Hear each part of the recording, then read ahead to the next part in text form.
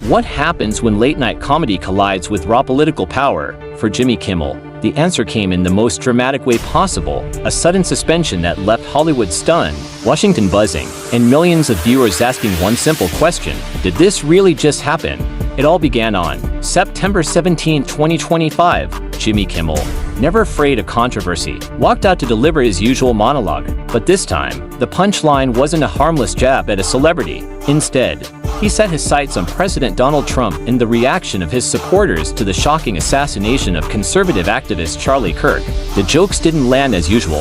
Within minutes, outrage was spreading online.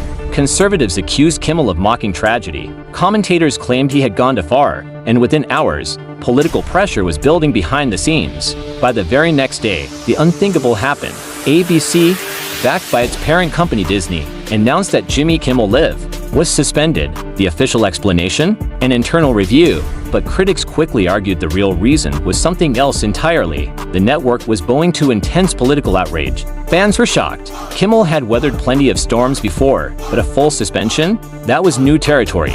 And it wasn't just about Jimmy Kimmel anymore. It was about what comedians could say on national television. But here's where things got even darker. While ABC scrambled to control the damage, reports surfaced that government officials were quietly involved. According to multiple accounts, Trump administration insiders were pressuring broadcasters to punish Kimmel. And then came the bombshell: FCC Chairman Brendan Carr, appearing on a conservative YouTube talk show, openly condemned Kimmel's remarks. But he didn't stop there. Carr suggested that if ABC and its affiliates didn't discipline Kimmel, they could face regulatory consequences, even the potential loss of their broadcast licenses. Think about that. A late-night joke had triggered threats from the very agency that controls America's airwaves.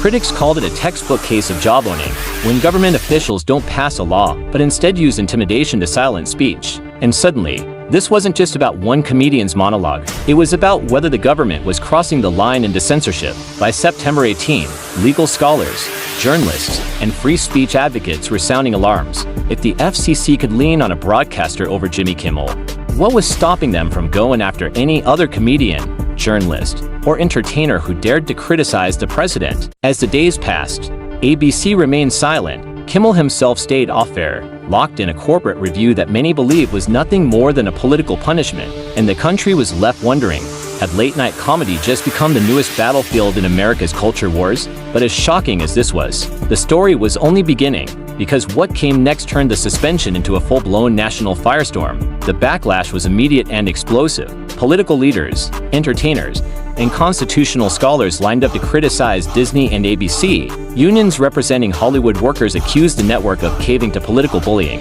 Viewers, furious over what they saw as a blatant attack on free speech, launched boycotts. #BoycottDisney began trending, and fans threatened to ditch ABC altogether. And the outrage didn't stop there. Two of the biggest broadcast station owners in America, Nexstar Media Group and Sinclair Broadcast Group, had already made their move. Both companies pulled Jimmy Kimmel Live from their local ABC affiliates, declaring that his remarks had crossed a line. That decision put even more pressure on Disney, and critics started asking, were these media giants acting independently, or were they bowing to the same political forces that targeted Kimmel in the first place? While the entertainment world was rallying behind Kimmel, one man was celebrating: Donald Trump. On social media, Trump called the suspension a victory. He praised broadcasters for taking action and hinted that even tougher measures could be coming for voices that criticized him. To his supporters, it was proof that the so-called mainstream media had finally been humbled. But to his critics, it was a chilling glimpse of what happens when political power is used to silence dissent. The stakes were getting higher by the day. What started as a late-night monologue had spiraled into a national debate about the First Amendment, corporate responsibility, and even the future of comedy itself. Then, just when it seemed like the standoff couldn't get more intense, Disney made its move. On September 22nd, the company announced that Jimmy Kimmel Live would return to production the very next day. Fans were relieved. Hollywood stars cheered. But there was a catch. Nexstar and Sinclair refused to back down. They declared that even if Kimmel returned, their stations would not air his show.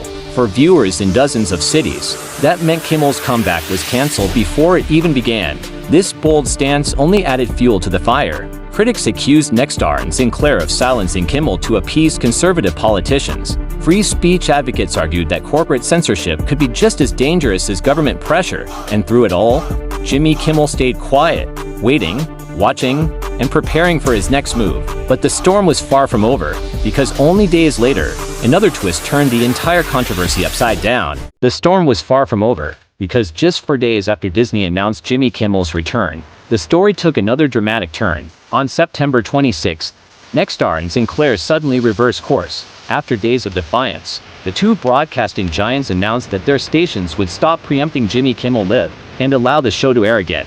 For viewers across the country, it was as if a switch had been flipped. One moment the show was banned, the next it was back. But why the sudden change? Disney never revealed what happened behind closed doors. Some insiders claim the massive public backlash, combined with pressure from advertisers and Hollywood unions, forced Nexstar and Sinclair to retreat. Others believe legal threats may have played a role. Whatever the reason, the standoff ended just as abruptly as it began. And while fans were celebrating Kimmel's comeback, the controversy left behind a much bigger question. What does this battle really mean for the future of free speech? For decades, late-night comedy has been a place where entertainers could poke fun at politicians, celebrities, and scandals without fear of government retaliation. But the suspension of Jimmy Kimmel Live proved that those boundaries may no longer exist. Some argue Kimmel crossed a moral line by joking about a national tragedy. Others insist that disciplining a comedian under political pressure is far more dangerous than anything said in a monologue, because if the government can intimidate broadcasters into silencing one comedian, what's to stop them from doing the same to journalists, actors, or even ordinary citizens posting online? That's why this controversy struck such a nerve. It wasn't just about Jimmy Kimmel. It was about whether freedom of expression in America is as secure as we like to believe. Even now, the debate hasn't died down. Supporters of the suspension argue it showed respect for the memory of Charlie Kirk and accountability for reckless speech. Critics say it set a terrifying precedent, where politicians and corporations can team up to silence voices they don't like. And through it all, Jimmy Kimmel has returned to his desk, smiling for the cameras, delivering jokes as if nothing ever happened. But behind that smile is a story that changed late-night television forever. So, what does it all mean? Is this the start of a new era where political pressure dictates what comedians are allowed to say? Or was it just one dramatic flashpoint in America's never-ending culture wars? The truth may depend on which side you're on.